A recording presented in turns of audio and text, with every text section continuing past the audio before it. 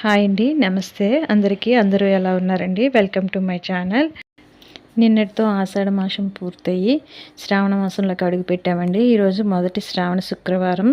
శుభాకాంక్షలు అండి మీ అందరికీ. శ్రావణ మాసంలో మొదటి వారమే శుక్రవారం రావడం చాలా విశేషం అండి. ఇలా రావడం వల్ల ఈ శ్రావణ మాసంలో 5 శుక్రవారాలు వచ్చాయండి. అంటే 5 శ్రావణ శుక్రవారాలు వచ్చాయండి. ఈరోజు మొదటి శుక్రవారం కదండి. మేము మామూలుగా దండం పెట్టుకున్నామండి పూజ చేసుకుని. మేము 3వ వారం 8వ తారీఖు వరలక్ష్మి వ్రతం చేద్దామని అనుకుంటున్నామండి. మా అమ్మగారు అయితే ఈరోజు తెల్లవారుజామునే లేచారండి. ఇల్లు గుమ్మలు శుభ్రం చేసుకున్నారు.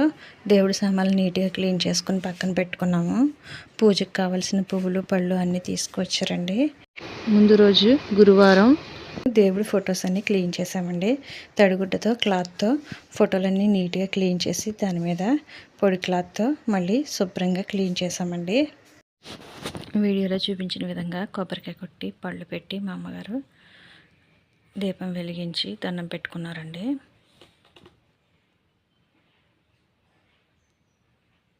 హారతి ఇచ్చారు. మాతో పాటు మా పిల్లలు కూడా ఈరోజు ఉదయాన్నే లేచి స్నానం చేసి రెడీ అయిపోయారండి. వాళ్ళకు కూడా మా అమ్మగారు బొట్టు పెట్టి పూజ చేయించారు వాళ్ళతోటి. బయట గార్డెన్లో మాకు తులసి మొక్కలు ఉంటాయండి. అక్కడ కూడా అక్షంతలు పసుపు కుంకుమ వేసి అరటిపళ్ళు పెట్టుకొని దండం పెట్టుకున్నారండి. మా పిల్లలు కూడా మా అమ్మగారు వెనకాలండి పూజ ఎలా చేస్తున్నారో చూస్తున్నారు.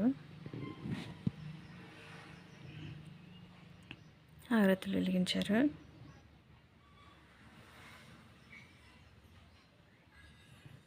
మా పిల్లలు మేము కూడా వెలిగించేస్తామని పేచీ పెడుతున్నారు. పక్క నుంచి కుంకుమ పసుపు కూడా మేము వేసేస్తాం అంటున్నారు. వాళ్ళకి సరదా కదా. మేమైతే ఇలా సింపుల్గా పూజ చేసుకున్నాం. మా గార్డెన్లో చాలా తులసి మొక్కలు ఉన్నాయండి. విత్తనాలు అలా చల్లితే అవి అలా గుంపులు గుంపులుగా వచ్చినాయి. ఇవన్నీ తులసి మొక్కలేనండి నేను చూపించేవన్నీ. ఇప్పుడు ఇందులో 2 రకాల తులసి మొక్కలు ఉన్నాయండి.